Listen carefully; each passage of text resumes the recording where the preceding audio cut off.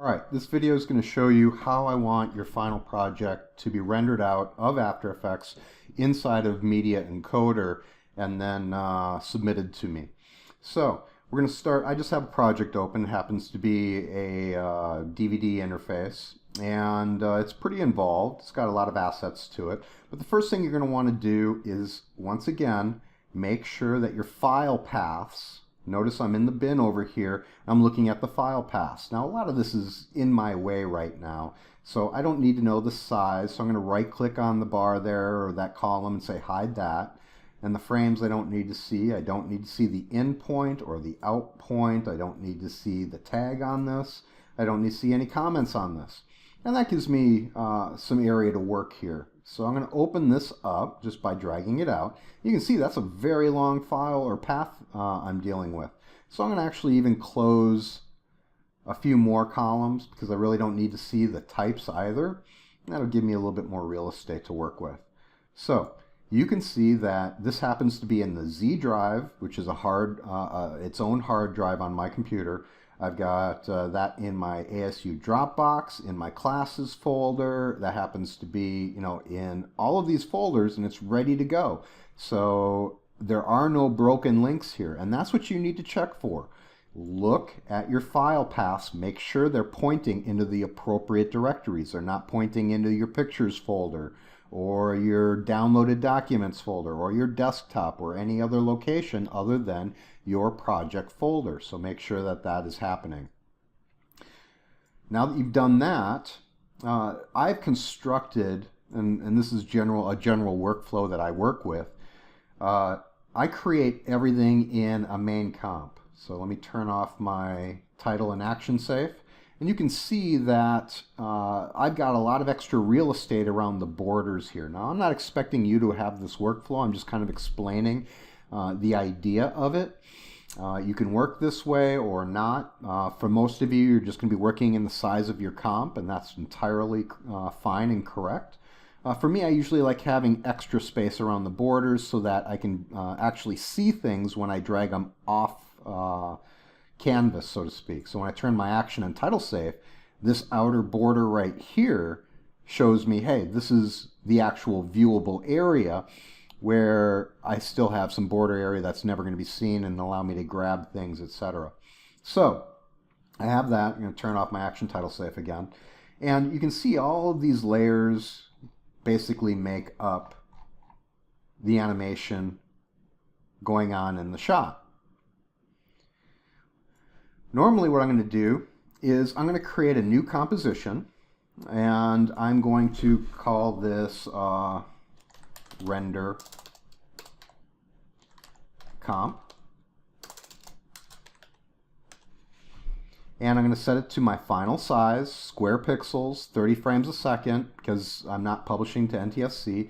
And the duration for this particular animation is 1200 frames. So what is that? A little over, it's about 45 seconds or so, 40 seconds or so. So I click OK. And there's my render comp. Now, my main comp is really where I did all my work. So what I'm going to do is this is called nesting compositions. It's really kind of the inverse. It's the same thing as pre-comps. It's just the workflow is inverted. So I'm taking my main comp with all of my finalized animations, effects, layers, footage, whatever, and I'm dropping it into my render comp.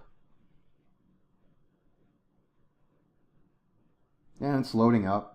So basically, what we're seeing here is it's now a single layer. The main comp was all of this, great.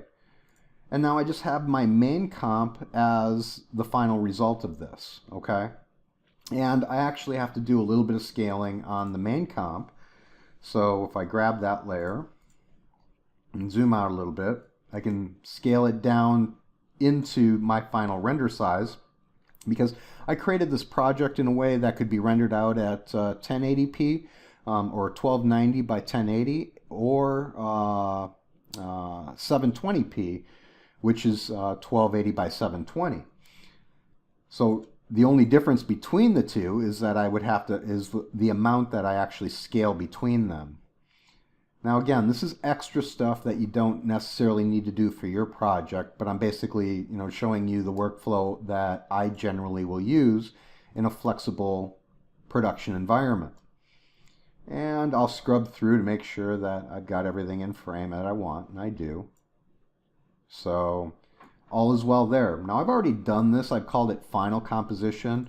You can call it render comp or final composition, doesn't matter, but something that should be flagged off as I'm done after this. This goes to the render output.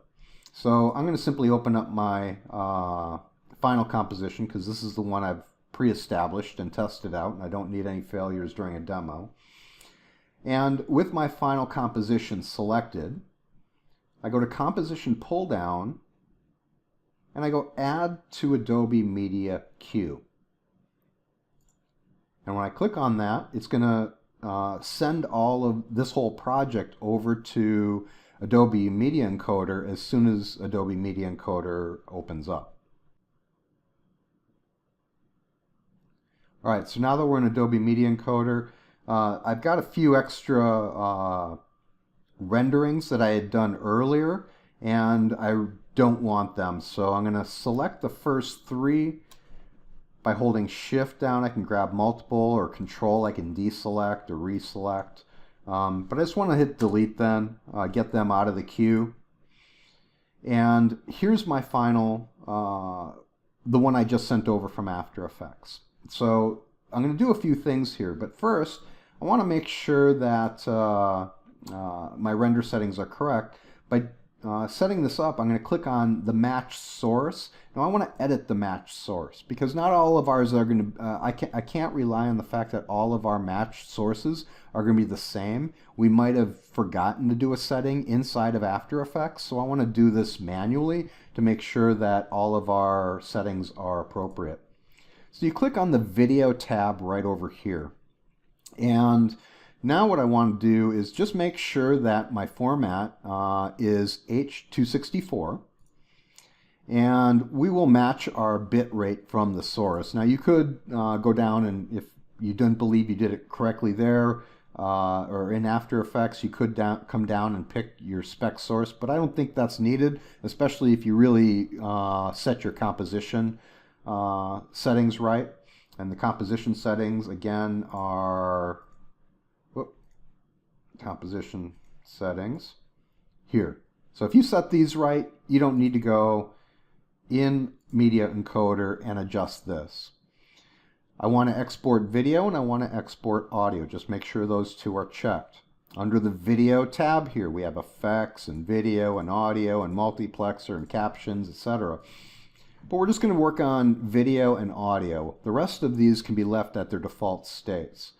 But I want to make sure that we are doing things appropriately. A lot of this data has been carried over from After Effects, but I want to make sure that it is the way I need it. So I'm going to uncheck a few of these boxes here.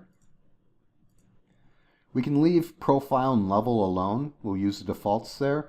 But you just want to make sure that your width and your height is set appropriately. So if you're at 1080p, these numbers are going to be different. They're going to be at 1920 by 1080. The frame rate, make sure it's at 30. If it carried over from After Effects as 2997, change it to 30 here. We want progressive. Okay, this is field order, and I'm not going to get into field order, but that has to do with the old broadcast television standards before modern televisions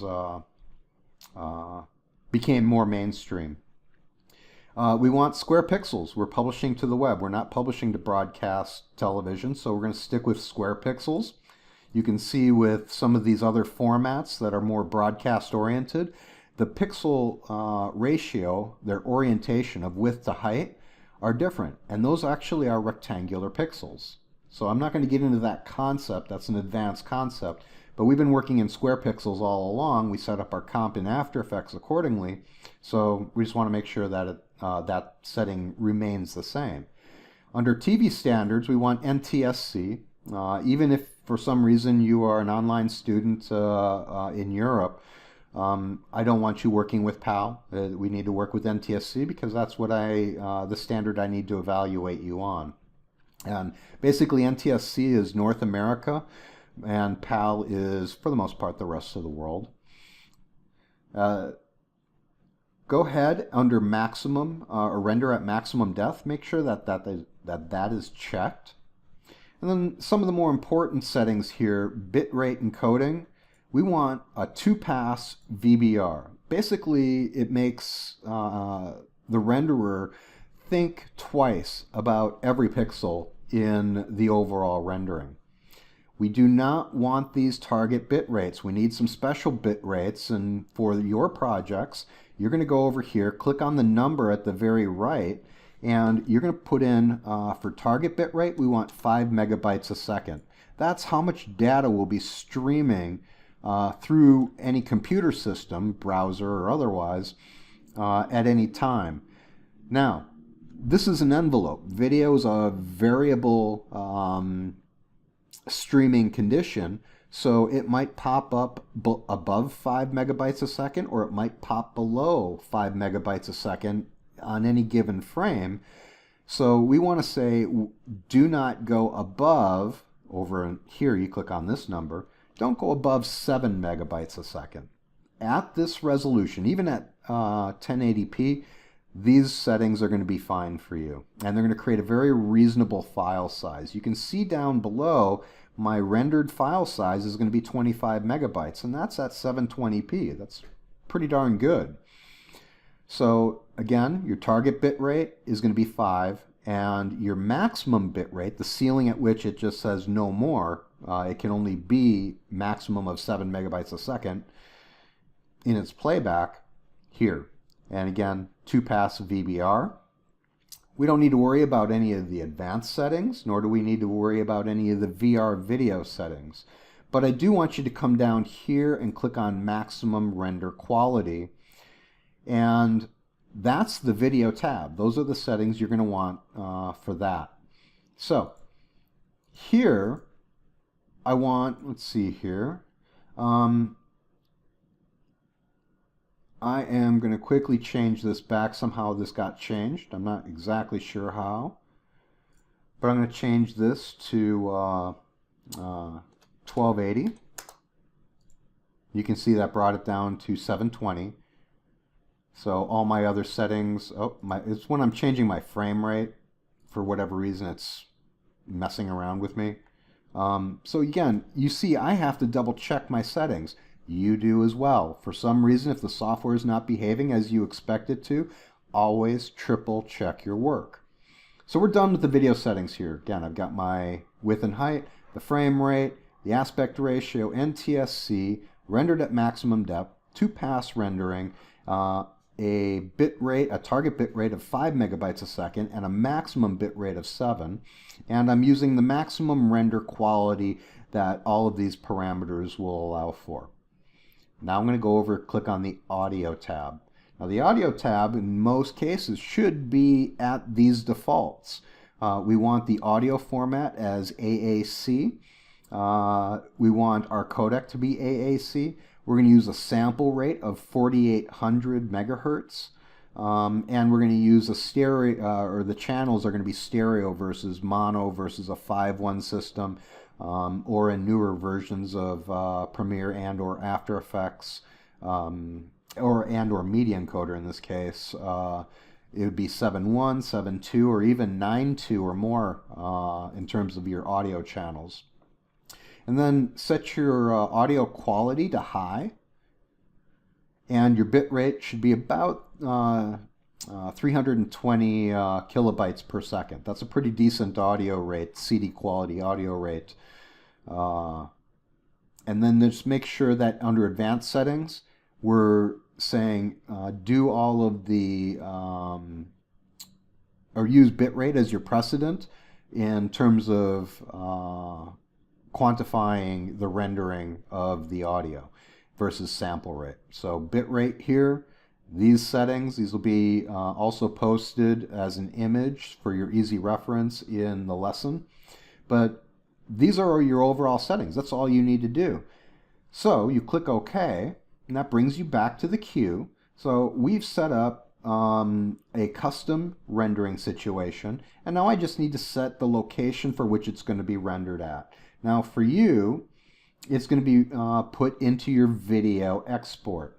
For me, I have a different menu structure due to the complexity of this particular project. Let me pop out of this and go into class files. Here's your default project. You would have named your directory otherwise, but you would put your rendered video in video export. So that's it. You'll give it a name. What I want you to name this as is your last name, which would be Henches for me, underscore first name, underscore final. That's all I need to do. It's going to give the default extension of .mp4, which is what we want. And you're going to click Save. Again, remember to make sure that it's being saved in the video export folder, because that's where we're going to be looking for these. And I hit Save. So everything is set and it's ready to render. This is the compression it's using. These are the presets, or the settings that I've defined for the renderer to render this out at. You can see it's a Cliff Noted version if you hold your icon over that. And then this is the location. So with that, go ahead and you can hit the play button here to start the render queue. Now, that's going to take some time depending on the complexity of your project to render out. And let's see here.